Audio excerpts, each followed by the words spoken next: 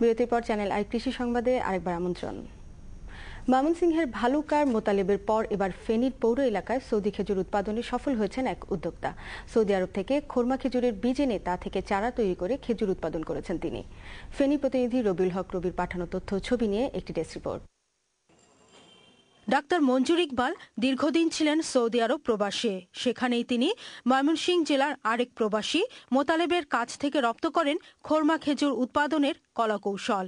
দেশে ফিরে সৌদি আরব থেকে আনা খেজুরের বীজ থেকে চারা উৎপাদন করে শুরু করেন খেজুর চাষ।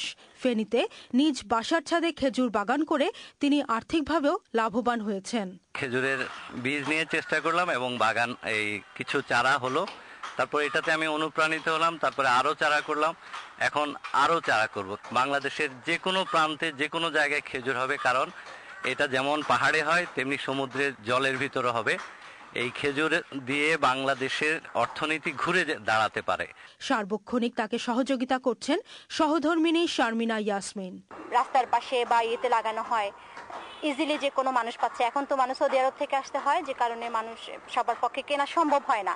এত পুষ্টিগুণ সমৃদ্ধ একটা ফল, এটা যদি মানুষের হাতের নাগালে সহজেই চলে আসে তাহলে বাচ্চারাও পুষ্টিগুণ পাবে এখান থেকে। ডাক্তার মঞ্জুর এবছর সেপ্টেম্বরে প্রায় ১৫০০ খোরমা খেজুরের বীজ বপন করে ২ মাসেই পেয়েছেন সুস্থ চারা।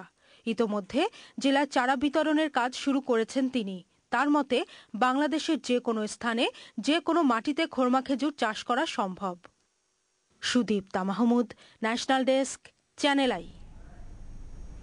বগুড়ায় অনুষ্ঠিত হয়েছে